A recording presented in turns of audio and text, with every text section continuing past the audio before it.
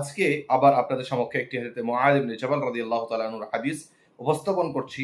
যে হাদিসটির মধ্যে হযরতে মুআয ইবনে জাবাল রাদিয়াল্লাহু তাআলা আনহু বর্ণনা করছেন যে একদা তিনি রাসূলুল্লাহ সাল্লাল্লাহু আলাইহি ওয়াসাল্লামের সাথে নবী সাল্লাল্লাহু আলাইহি ওয়াসাল্লামের যেটি খচ্চর ছিল, যেটি গাধা ছিল, সেই গাধাতে তিনি চড়েছিলেন নবী সাল্লাল্লাহু আলাইহি ওয়াসাল্লামের পিছনে। হযরতে মুআয ইবনে জাবাল রাদিয়াল্লাহু তাআলা আনহু বলেন যে রাসূলুল্লাহ সাল্লাল্লাহু আলাইহি ওয়াসাল্লাম আমাকে বললেন, এ মুআয।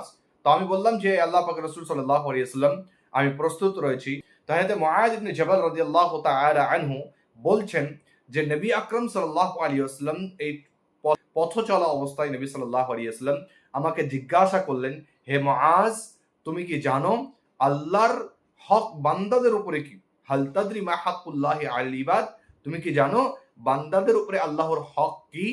তো আমি বললাম, হযরত মুআয বলছেন যে আমি বললাম, আল্লাহ এবং আল্লাহর রাসূল উত্তম জানেন।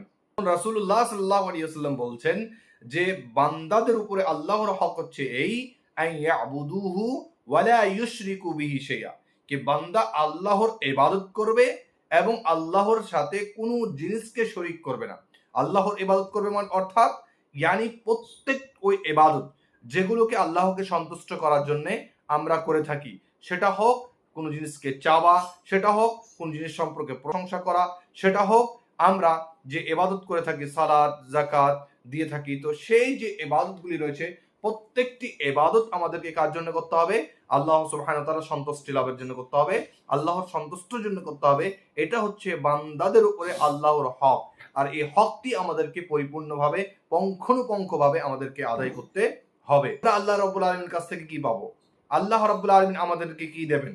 যখন আমরা আল্লাহ রাব্বুল আলামিনের ইবাদত করব, আল্লাহর যে হক, সেই হকগুলি আমরা আদায় করব, তো সে সময় আমাদের পাওনা হবে এই যে আল্লাহ রাব্বুল আলামিন আমাদেরকে আযাব দেবেন না, আল্লাহ রাব্বুল আলামিন আমাদেরকে শাস্তি দেবেন না, যখন আমরা আল্লাহ রাব্বুল আলামিনের সাথে কাউকে শরীক করব না।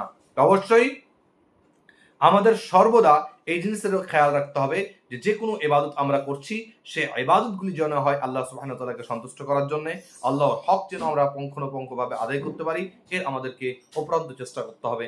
যখন আমরা এর চেষ্টা করব, তো ইনশাআল্লাহ তাআলা আমরা সঠিকভাবে আল্লাহর হককে আদায় করব এবং আল্লাহর আযাব থেকে আমরা বাঁচতে পারব।